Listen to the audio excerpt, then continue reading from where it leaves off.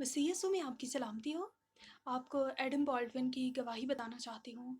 Adam Baldwin जो थे वो शदीद किस्म के ब्रेन कैंसर में मुब्तला हो गए और डॉक्टर्स ने उन्हें बताया कि उनके दिमाग का 70% हिस्सा जो है वो ख़त्म हो चुका है और उनके पास ज़िंदगी के कुछ ही दिन बाकी हैं। एडम बॉल्डविन कहते हैं कि मैंने सोचा कि क्यों ना कलाम मुक़द्दस को पढ़ लिया जाए और इससे पहले कि मुझे मौत आ जाए मैं खुदावंद के साथ कुछ ताल्लुक़ बहाल कर लूँ। तो वो कहते हैं मैंने सोचा मैं पैदाइश से कलाम मुक़द्दस को पढ़ना शुरू करूँगा। मेरे एक दोस्त मुझे मिले और उन्होंने कहा कि आप पैदाइश से मत पढ़ें, आप मत्ती से पढ़ना शुरू करें क्योंकि आपके पास ज़िंदगी के कुछ ही दिन बाकी हैं, तो हो सकता है आप पूरी बाइबल मुक़द्दस ना पढ़ सकें। उन्होंने कहा फिर भी मैंने सोचा कि मैं पैदाइश से ही पढ़ूँगा, खुदावंद मुझे फ़ज़ल दे तो मैं कलाम मुक़द्दस को पढ़ सकूँगा। उन्होंने कहा कि जब मैं पढ़ रहा था मैंने पैदाइश की किताब पढ़ी, खरूज, अहबार, गिनती की पढ़ी। जब मैं पढ़ता गया, जब यिर्मयाह की किताब आई तो वहाँ पर 70वें बाब की एक आयत थी, उसमें लिखा था कि क्या खुदावंद के पास मेरे लिए भी कोई कलाम है?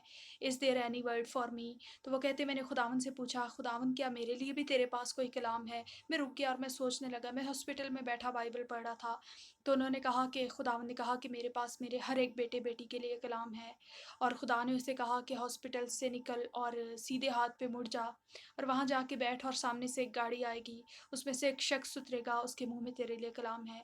और वो कहते कि मैं कैंसर की वजह से बहुत कमज़ोर हो चुका था, मेरे बाल झड़ चुके थे, मेरे दाँत भी ख़त्म हो रहे थे और मैं गंजा हो गया था, मैं बहुत लाग़िर था, मैं चल भी नहीं सकता था, तो भी मैंने खुदावंद के कलाम की फ़र्माबरदारी करके मैं उठा और चल पड़ा। बहुत दफ़ा हम खुदावंद की आवाज़ सुनकर फ़र्माबरदारी नहीं करते, जिसकी वजह से बहुत से बड़े-बड़े कामों को देखने से महरूम रह जाते हैं।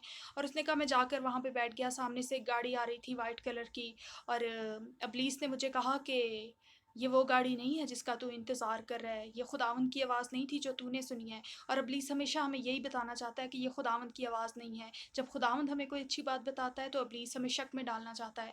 तो वो कहता है कि इब्लीस ने कहा कि ये गाड़ी आएगी और गुज़र जाएगी और तू ऐसे ही बैठा रहेगा। वो कहता है गाड़ी पास आ रही थी और गाड़ी जब मेरे पास आई तो वो पास से गुज़र गई और इब्लीस हँसा ज़ोर-ज़ोर से कि देख वो गुज़र गई है। लेकिन जैसे ही वो गुज़री उस गाड़ी ने यू टर्न लिया और वो वापस आई और उस गाड़ी में से एक शख्स उतरा और उसने मुझे कहा कि आपका नाम एडम बॉल्डविन है, खुदावंद ने मुझे आपके लिए कलाम दिया है और उसने कहा कि खुदावंद कहता है कि मेरे मार खाने से तुमने शिफ़ा पाई है।